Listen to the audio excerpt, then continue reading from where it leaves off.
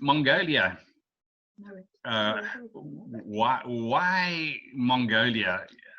It was one of those closed countries for 70 years, and virtually no foreigners were allowed in. And because it was a Soviet satellite state, nobody was allowed out.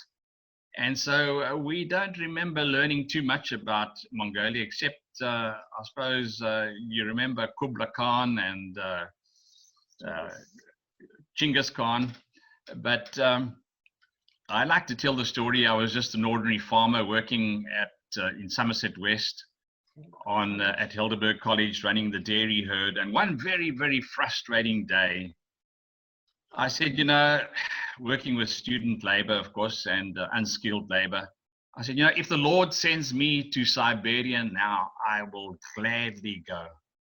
I couldn't think of a worse place to be sent. That's probably where none of us would like to end up, an extremely, extremely cold place.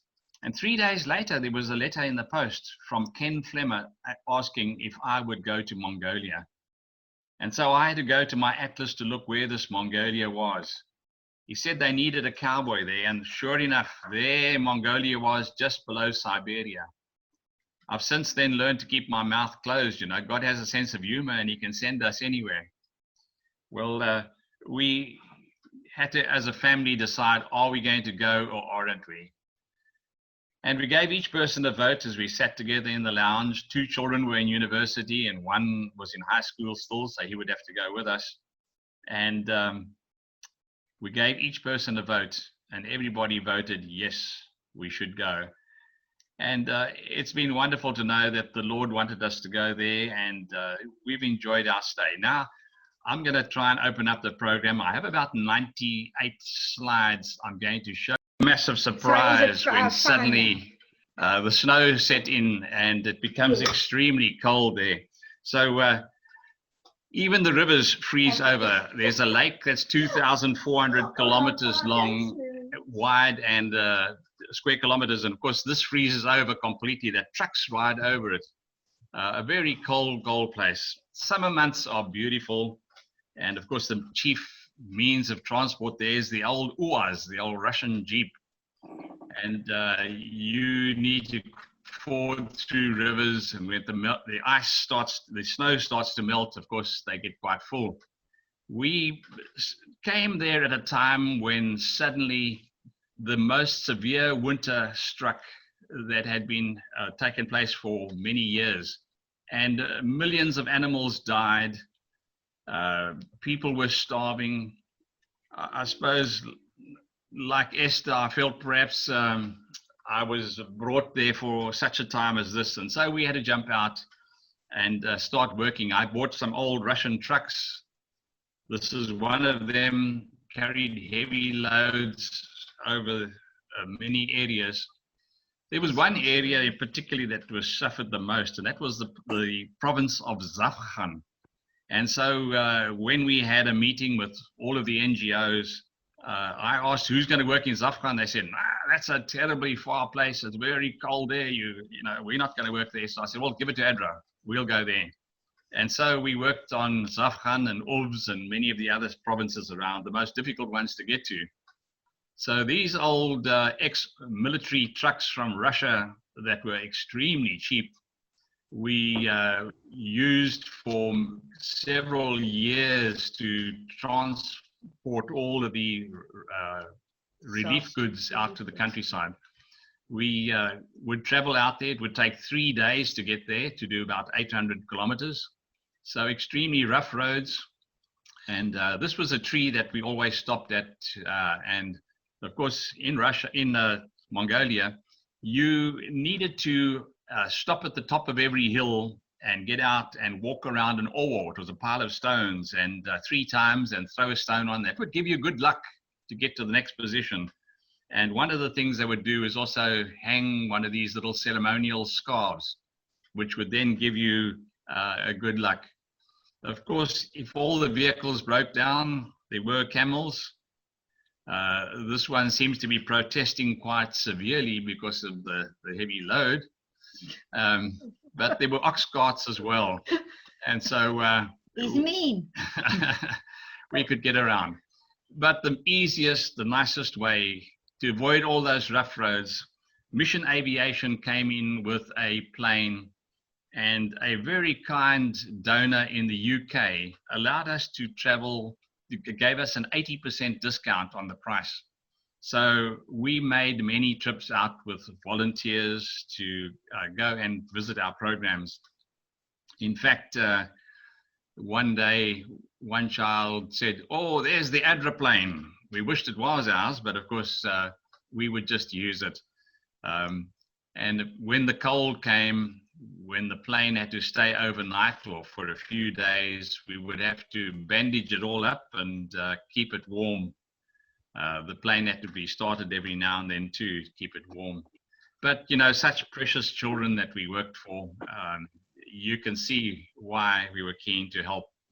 The traditional dress is the little dell, and each little dell is very warm, padded inside, and keeps those kids so lovely and warm. It can be a beautiful place in the summer months.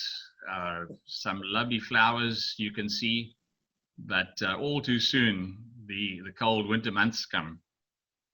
I put this photo in because you know, your eye naturally follows down that road and to a little central point where the road goes around the corner. And just as we follow that road, our eyes also need to be focused on the people. And so ADRA was well known as a grassroots organization. We slept in those gears with the people. We traveled with them. We taught them. The center of the gear is, of course, the little pot-bellied stove. Without that, everybody would die. Either you burned manure or you burned pieces of wood, but just a wonderful, accommodating people. And down in the very bottom, you'll see a little teapot. Of course, the tea was a little different. It was made with salt and milk and an old black Russian tea, very refreshing. It's called Tutete. I carried my own South African rooibos with me, and they call that Omnic Africa's Motnitse. The programs that we ran was education, health, food security, microfinance, disaster preparedness, food for work and building. So I just want to show you a few pictures of some of the things that we did. In education, we ran some amazing little pre-primary schools where little children who would not have an opportunity to mix with other kids were able to come each morning and attend a primary school for a year or two. Then the older children who had dropped out of school, many of them because they were too poor, the parents just didn't send them. We found these kids and we put them into a tutoring program, and this allowed them to later write an exam at the end of 5 or 6 months. They were able to then reintegrate into the normal classroom. Some of the older children, of course, a little bit more difficult. So the earlier we could help them, the better. So we had teachers who were working with them all the time. One of the exciting programs we took was we did a experiential learning program where we took kids and we gave them an experience of doing high wires and zip lines. We often would go to the school and say, who are the kids that give you the most problems? The bullies, those who were from extremely poor families, parents, alcoholics, whatever. And these kids would just have the greatest time out throughout a whole week. Besides the zip line and all the abseiling, they would go on a hiking trip, and they learned to depend on each other, to work together. And what fun these little city kids had, and what a difference it made in their lives. There was another group that were too old to go back into school, and so we began to teach them skills. Carpentry was one, hairdressing was another, another was leather work, another one was baking. And then they would get a certificate at the end of doing this course. And what was so satisfying was that 80% of the children who did these courses were given permanent work In the area of health, of course, one of the challenges was immunization program had fallen by the wayside. And so we hired 10 doctors, and we traveled to the countryside and assisted every hospital in improving their cold chain. What we found was if you dug a hole down 2 meters into the ground, it was 1 degree down there. You have what you call a permafrost. And so if you go below it, it's 1 degree. And that was the perfect temperature to keep all the inoculants and everything that they use. So they appreciated us taking time to help them with that. And of course, you've got to get around to immunize children. And so we donated many, many motorbikes to them. These are the old Russian motorbikes. And everybody knew how to run them. And they did a great job there. In the schools, we worked with the local little nurse in each school. One of the biggest challenges was smoking. Children were allowed to walk in the passages smoking. Teachers smoked in front of the children. So it was a job meeting with the teachers in every school, convincing them about the seriousness of tobacco smoking. In fact, we even were invited to Parliament, and our medical doctor in charge of it spoke to the members of Parliament for a 2-hour session. And after that, they were the 14th country to sign the convention, the Anti-Tobacco Convention. So it was exciting for us to see that happen. I spent many, many, many hours making some of these little stands. Each one of them went on a table in every restaurant. They put them in schools and wherever, just to remind people not to smoke.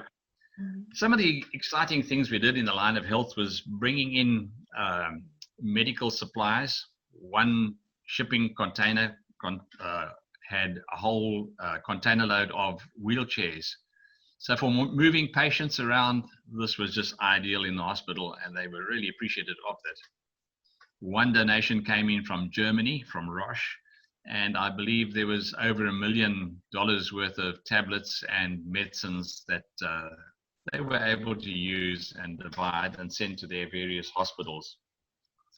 In the line of food security, having the farming background I did have, this was the most exciting to me. Anybody got cucumbers like that in your backyard? We brought in a shipping container of seed every year from Canada.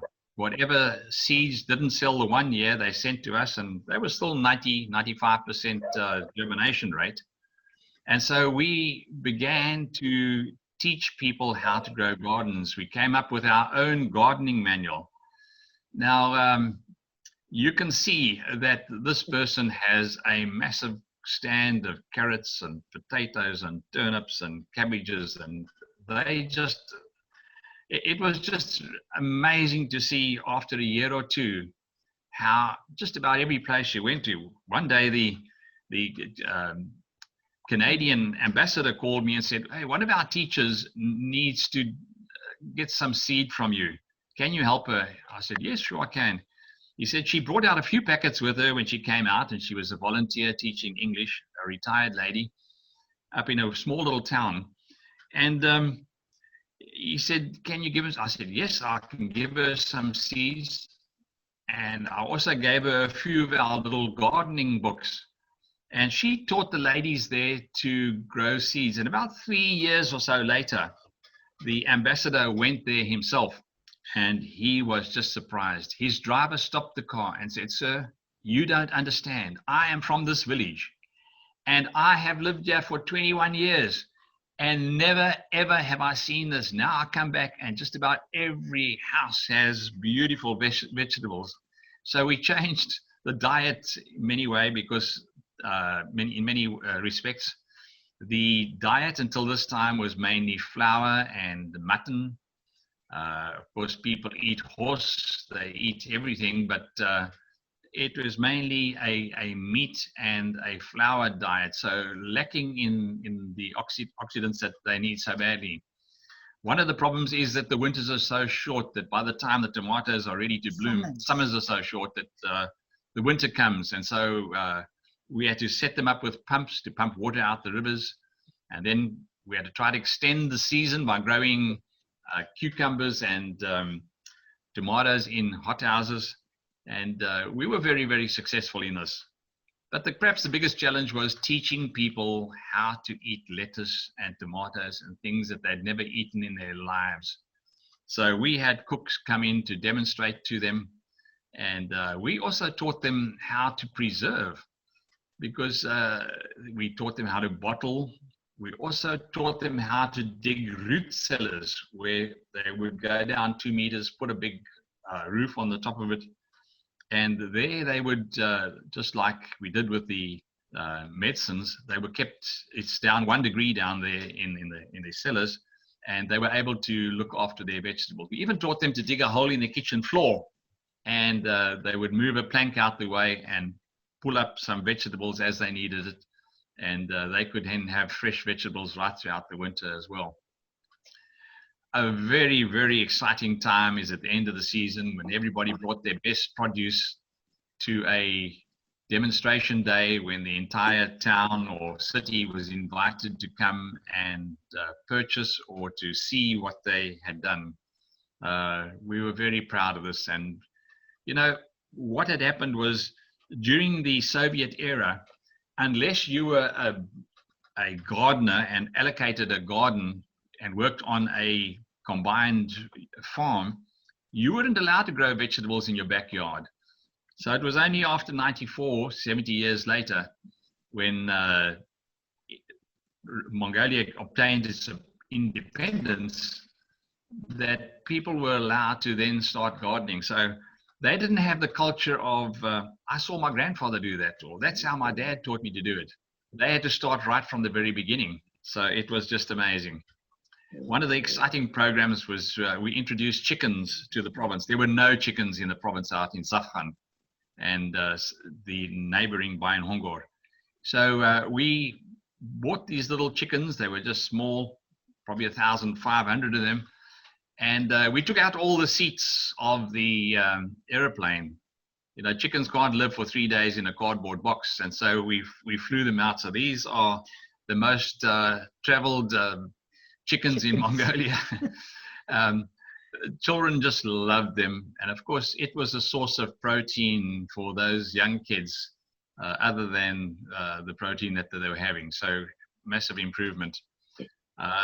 It was just amazing. Some old abandoned buildings, we claimed the ground, we put in a borehole, we made sure that everybody had water, and then slowly communities began to work together. Groups would get a biggish piece of ground and they would start to plant. I jumped in quite a few times and helped with compost making. This was a lot of sawdust that we reclaimed from an old sawmill and mixed into the soil. It made a massive difference. We taught them how to make compost, Juby's 21-day method, and it was amazing how they changed. Now, somebody said you cannot give Mongolians any loans because they will never repay it. But ADRA came along and we would do some training with the ladies. This is just sheep's wool, dyed different colors. You see the slippers down the front, some artwork up the top. And it was just amazing what they did. This enterprising man started making little children's gears, and the foreigners would buy them to take home with them. This lady, of course, started making bread, and she had an old oven and wood fired, and she would supply the town with bread. Just amazing how she invested her money. The ladies all had to do training, and we taught them how to save.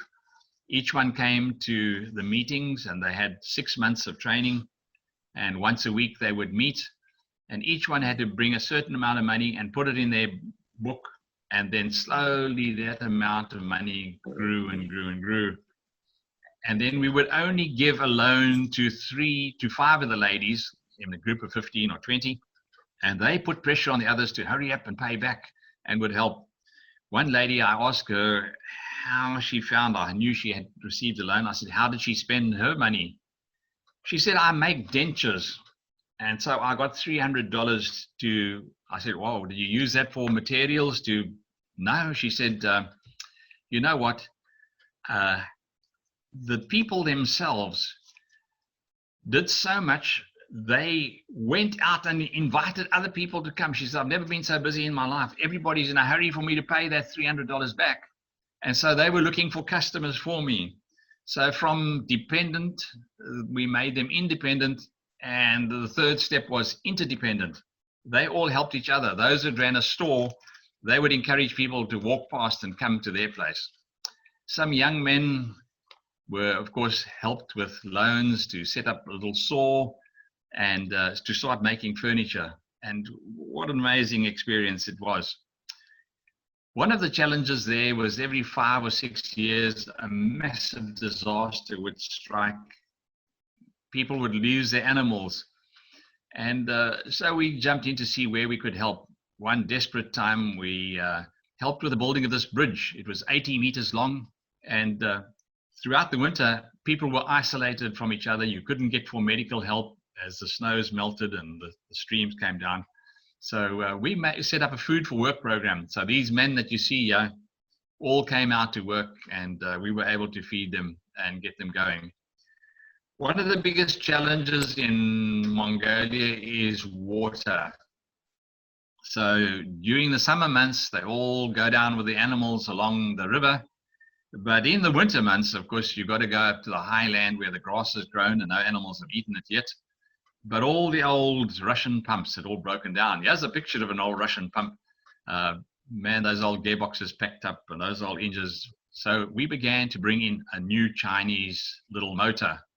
It might have been a Fong Dong Chong or something like that, but it worked, and it ran a little generator, which then ran a submersible pump. So these herders, once completely dependent on animals, now began to grow their own food. They began to grow using a little tractor. I'll tell you about them in a moment. They were able to make hay and prepare for the winter. So disaster preparedness was the focus. And yes, the 33 tractors that we brought in, we loaded them on our trailers, and the trucks were able to take them out. Each tractor got with it 8 implements, a little trailer, plow, pump. There was a seed drill, a mower, everything that they would need to run a little business. So we divided the families up. So 15 families shared a tractor. And you can see from this bumper harvest of potatoes, where there was nothing before, how much they were able to harvest. The mower was able to cut hay, and this poor old horse, I think it's about to be lifted into the air, but they grew more hay. They saved more hay for the winter than any other group in any other province. So just an amazing feat. Little children just loved their animals. And of course, the herders were just precious people as well. You can see that this man has faced many a hard winter. The Food for Work program was something mainly that I ran. Just during 1 year there, we brought in 37 shipping container loads of disaster goods.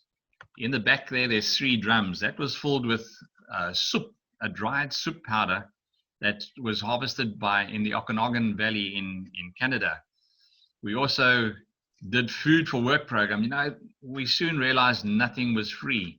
And so we began to use the people to tidy up the towns and to get all the rubbish cleaned up. And you could always tell when ADRA had been there, because the towns were clean and neat, and we would pay the people in clothing and in food. So that was our Food for Work program. They would also get flour and tea and oil and rice and whatever else they needed. And it was just amazing. We built a cofferdam for a hydroelectric scheme. We improved the roads. We were able to help in many respects the government. And so they were very, very thankful for what ADRA did. Then building of water wells. This is a school that we built. It took about 4 days for the truck to get out there, right on the northern side of Mongolia. And you'll see how the room next to it was breaking down. That was going to be used as a dormitory. We fixed it up afterwards, and then we built the school with a blue roof. We made our own blocks right there on the site, and it was greatly appreciated. We put styrofoam in the double walls, we put styrofoam in the ceilings, we put styrofoam in the floor. So it was a roasty, toasty, warm classroom. And then we put in a boiler. You'll see it there in the corner that was shared from the classroom next door, was where they made the fire. One thing that really, is one of my loves is building. And we had 26 families that had no place to stay. They were absolutely freezing. It was brought to our attention, and so we gave them gears to live in. That is a Mongolian hut, temporarily, and then one by one we had them build houses. We built 6 per year, so it was quite a long project. The first year we did all log cabins, but wood is a little scarce there, so we reverted then to building with blocks with styrofoam in the walls and the ceilings. What amazed us was these men learned how to build. We had some Australian volunteers come in that helped us. And very soon, they were the best builders in the town. And they were able to build other houses. This was a house that some of those men built afterwards. They temporarily stayed in the gear next door, and they built this building. Wherever we had a project, we made sure that people had water, and we encouraged gardening. Of course, we did health training as well, all about washing hands and feeding your family properly. One of the happiest sights is to see a town that had no water, that were going down to the river and chopping ice blocks and putting it on an ox cart and bringing it home and letting it thaw overnight so that they could get enough water to drink and wash with in the morning. Seeing them being able to come out of school in the afternoon and line up to get water from these beautiful new pumps that we'd installed was a very, very satisfying sight to us. I just want to mention about these. One day, one of the teachers said, those poor children at the cerebral palsy school and at the psychiatric ward for children at the mental hospital are really suffering. Can't we do something for them? And so this was my 2 horses I made for them.